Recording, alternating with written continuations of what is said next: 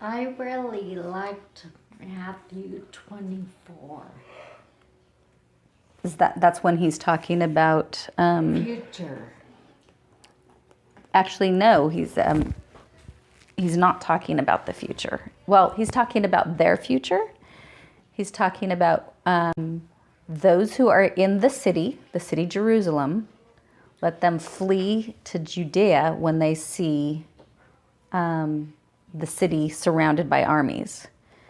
And that has come to, if you see an army in Jerusalem, then you should flee to the mountains. So much so that I heard somebody up in Oakhurst say that we live in the mountains and we're preparing for the end of the world because when bad stuff happens, we know that people are going to flee to the mountains. And so we're preparing to receive the Christians here in the mountains. Like somebody actually told me that. But it says, those who are in Judea, when you see this city surrounded, so a lot of people have extrapolated it out. The covenant, let me back up. The covenant that God made with Moses was that if you do all of these things, you'll be blessed. If you fail to do them, you will be cursed. In the cursing, I will destroy your city. And so he sent prophet after prophet after prophet to say, the army's coming, your city's going to be destroyed, your land is going to be destroyed. And they refused to listen. And then they got taken into captivity with Babylon. But Jesus kind of pulled back on that at a larger picture and said, I'm the fulfillment of this. So they got taken over again, and the city was completely destroyed. It was pretty much destroyed when Babylon took over, but when the Romans came, they finished it. They leveled it to the ground, so much so that Mark Twain. It rhymes. Mark Twain went to Jerusalem in like 1830 and talked about what a desolate piece of garbagey wasteland it was, and it was like God-forsaken and just the worst thing that he had ever seen. Have you ever heard that one? Mm-mm. And it was just this God-forsaken patch of dirt. But since then, once the Jews went back and they used their intelligence and started irrigating the land and planting the land, it's become very tropical and healthy again, and there's farmland all over again. But when he went for 1,800 years after the destruction of Rome, it was just nothing. Yes. There was nothing left of it. Yeah. So the Mosaic covenant, or the promise that God made with Moses and the Israelite nation, that their nation would be destroyed, was fulfilled. So there's not a future fulfillment of that. That's like it happened, the covenant ended, and it was completely finished. So if you would like, maybe we could go through the different things that you've read, or Matthew 24.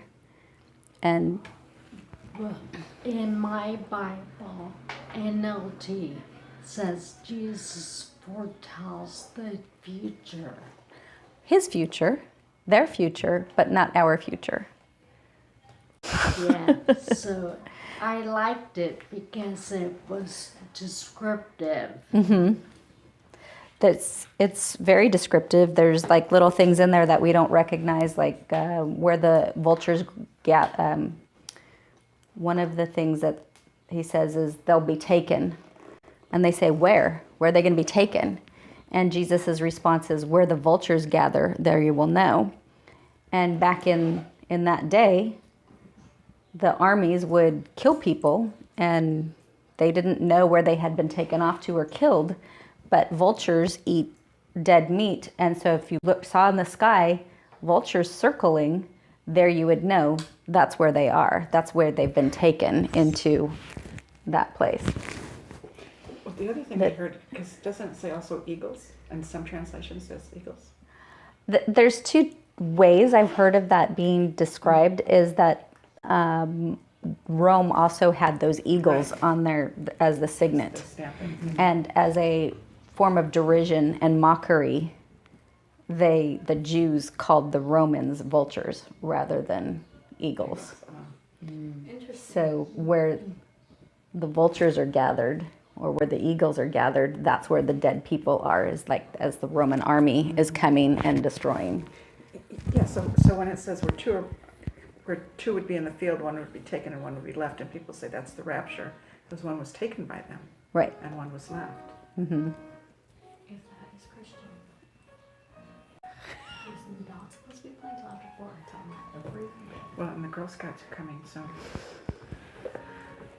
I don't know who could play in that exact same way. Okay. Gotta go to work.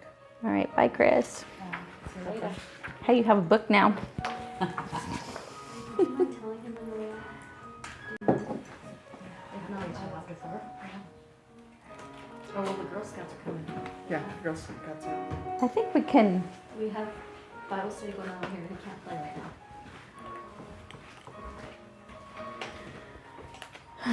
Okay. Ask to before he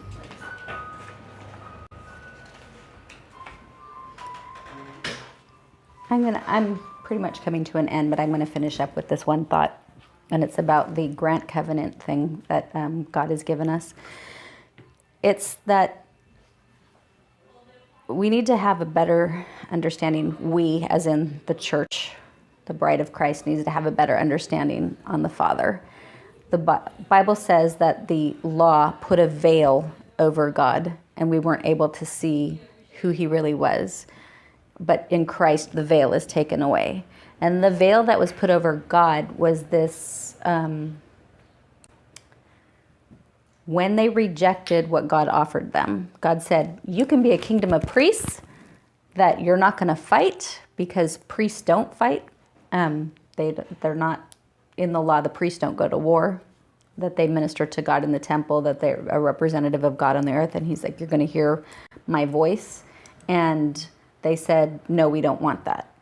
So then it got transitioned into a kinship, and then it transitioned into a vassal covenant, which made God become a punisher of Israel when they didn't follow the laws, and it also made him punish the opposing nations. So that was the veil that was put over God. It didn't make sense that a loving God would be this one who would destroy everyone. But Jesus came and said, God so loved the world that he gave his son, that everybody could. So it's like, why is that distinction? Why is that there? It doesn't make sense. And thus dispensationalism, and thus a lot of confusion about who God is and what he looks like. But the covenant that he makes with us is once again a grant covenant. God granted to Jesus that I will give you the kingdoms of this world. The kingdoms of this world that become the kingdoms of our God and of his Christ. And then Jesus said, I'm giving that kingdom to you as his covenant partners. And so once again, the original mandate of rule over the earth, the fish of the sea, be the children of God on the earth, all creation waits in eager expectation for the sons of God to be revealed. So we have this mandate from God to bring the kingdom here, which is a better picture of God. And understanding that lets us see him for who he is and not this crushing God. We have to get out of our head that he's this punishing God. He punished under the old covenant because that's what they asked for. But he always, in the other covenants, he gave and he gave. He gave, like the Abraham, he just gave him this covenant unasked for. He was just like walking around one day and like God's like, hey, you come here, I'm going to make a covenant with you. David, the same thing. He's like, wow, you really want to honor me? Okay, I'm going to make a covenant with you, and your son's going to sit on the throne forever.